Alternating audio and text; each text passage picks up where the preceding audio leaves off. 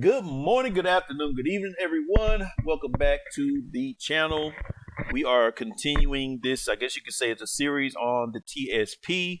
But before we jump into it, I want to point out that the investment into your retirement, if you are familiar with Dave Ramsey, he recommends the baby steps.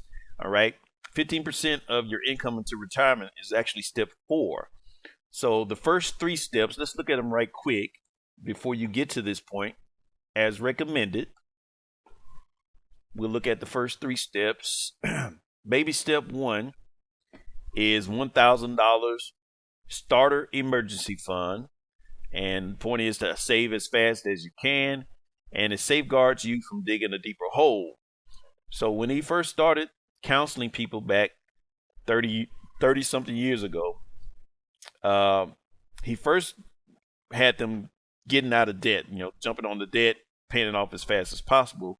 But then what would happen is someone would have an alternator go out on their car, and so they would have to put the debt snowball on pause, save up money to take care of the emergency that they needed, and then go back to paying off the debt. Well, he noticed that people got discouraged and they would fall off from the program at that time. So that's the purpose of this $1,000 starter emergency funds. Take care of small emergencies as you're trying to get out of debt. Takes us to the next one, which is baby step two. You are to pay off all your debt except for the home using the debt snowball. And what that is you list your debts from smallest to largest.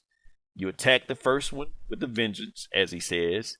And as you pay off those at the bottom of the list, you take that money that you were spending on those debts and you roll them into the next one on the list, and the next one, and the next one, and the next one. And it gets bigger and bigger and bigger that you pay them off, and allows you to pay it off in a faster time than what you thought you may have been able to. And so this is going to be any money above the starting emergency fund that's not in a retirement account. You're going to cash it out. Everything but that $1,000. If it's not an emergency fund, say you have $1,500 saved up, you're going to bring it down to 1,000. Take that 500 and start attacking the smallest debt. You're also going to temporarily stop investing in your retirement. Again, the idea is to be gazelle intense, get the debt knocked out, and it's going to be the time you have paused your retirement. You're going to be more than able to make up for that time because all your debts will be paid off, and you'll be able to dump more money into your retirement than you did before. And of course, baby step three is to save 3 to 6 months of expenses in a fully funded emergency fund. This is going to be all your living expenses and it only can be used for emergency only. It's going to clear the debt. Clearing the debt gives you a lot more room in your budget for bigger life events that may happen. Say if you have medical bills and so on, and you will choose the amount based on your circumstances. The 3 to 6 months. So if things are kind of tight, if it's single income, then you may want to use the 6 months, because if you lose your job, you're going to have some time to go out and search for a new job. So that 6 months can hold you over until you land that new job. If it's a 2-income family, then it may be 3 months that you need because someone else can support the household until that second person gets that job. And it will be easier to do because you no longer have debt payments that you have to worry about. All right. So this TSP stuff is looking at if you're at the point to where you can be investing in your TSP. If you are, not really on the baby step tip and you're investing well, we can still look at it and see where you need to be investing. All right. Now we're looking at specifically these 5 individual funds here, and we're going to look at the life cycle funds afterwards. But a lot of people's concern is that they are afraid of or concerned about What if I lose money? They have a case of the what ifs. What if I lose money? Well, I try to point I try to make this point when I do these videos that you never lose money. What you actually lose is value, right? The account value. Because the way it works is when you contribute the money from your paycheck, it goes to purchase shares. And it's purchasing shares in this fund. These are essentially mutual funds, right? It purchases shares in the G fund, in the F fund, in the C fund, S fund, I fund, right? These funds are composed of certain companies, certain bonds, different things. That's what they are composed of. So when you put money into the C fund, I explained that's the 500 companies in the S&P 500.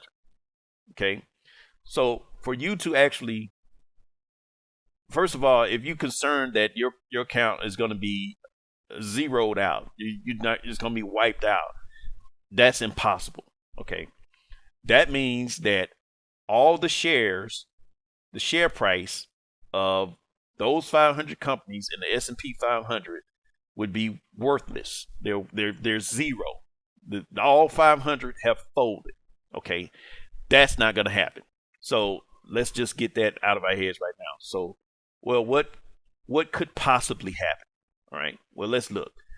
Let's go back and look at the historical return rates. Okay, these return rates, when it says it's gained 11%, that means the share price has increased by 11%, because what you're doing, you're purchasing shares, and the amount of shares you purchase is based on the share price. If it goes up, that means the same dollar amount that you're putting in, the share price is higher now. That means you purchase less shares. If it goes down, share price goes down, goes into the negative, that means that same amount that you're putting in is going to purchase more shares. Okay, that's important. The more shares you purchase is what you need to look at. But we can't tell the future, so what we have to do is look at historically what the fund has done over a long period of time. If we have a long period of time. But even if we don't, we can still look at the history to get sort of an expectation of what the fund will do for whatever time we have. All right. So let's first look at this is the G over here on the left. This is the F in the middle. And this is the C. You can see these three were established in 1988. And it's interesting because the G fund in the beginning was doing, 8%, which is pretty good. But then you see it consistently over the years has gone lower and lower and lower and lower, to the point now where 1 year looking at 2%, basically within the last 10 years, it's barely not even crossed 2%, which is why since the inception, it's at 4%. But looking at the history, what do you expect the G fund to do in the next 10 years, right? We can see the trend is gone down, gone down, gone down. The G fund doesn't lose value, but the problem is it doesn't gain much of value either. Matter of fact, it is not even keeping up with the inflation. Certainly not today's inflation, but the average inflation over the years, I think it's been 3 or 4%. It's barely keeping up with that. So whatever value you have in the account, it's not going to buy the same. It's not going to have the same purchasing power it had when you started it, for sure, but even within the last 10, 15 years or whatever. So that's the problem with the G fund. That's why you don't want the majority of your money in the G fund. If you don't have the tolerance for risk, if you have zero tolerance for risk, then that would be the fund you want to be in, because it's not gonna lose value, but it's not gonna gain value. I wouldn't recommend it, but hey, Everyone's risk tolerance is different. F fund is pretty much the same. You can see that it's a little more volatile than the G fund. You know, it's had some pretty good years, 2000. But now let's look at the C fund. C fund, first year had a positive rate of return of 11%, another positive year of 31%, and then it dropped. Now, looking at these years, this historical data, you can see that the C fund has more positive years than it does negative years. And we're talking 34, 34, yeah, 34 years since its inception. It's had more positives than negatives. 2000 Y2K had 3 negative years, but after all the negatives, after every negative, 3 consecutive years of negative, it's bounced back. Positive, positive, positive, positive, positive. 2008, big one. Big fire sale, basically. Every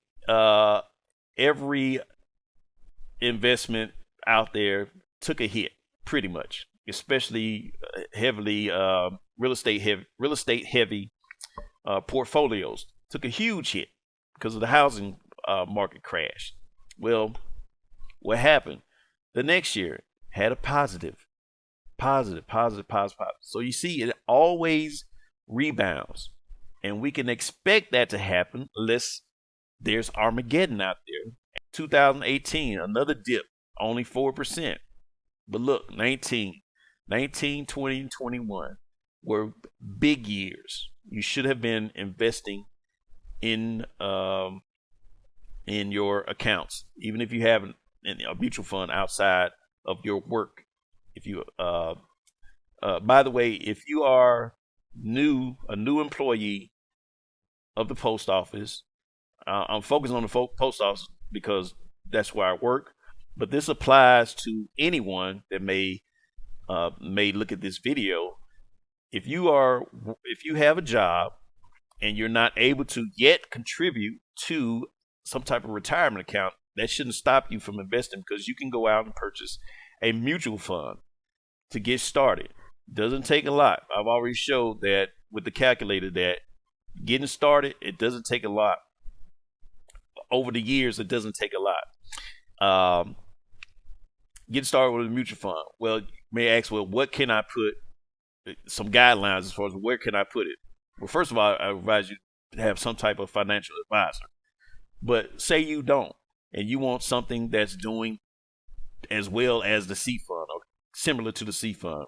Well, all you would do is look for an S&P index fund, right? All of the major investment firms, Schwab, T. Rowe Price, Fidelity, they all have a S&P index fund, maybe called Fidelity S&P index fund or Schwab S&P index fund.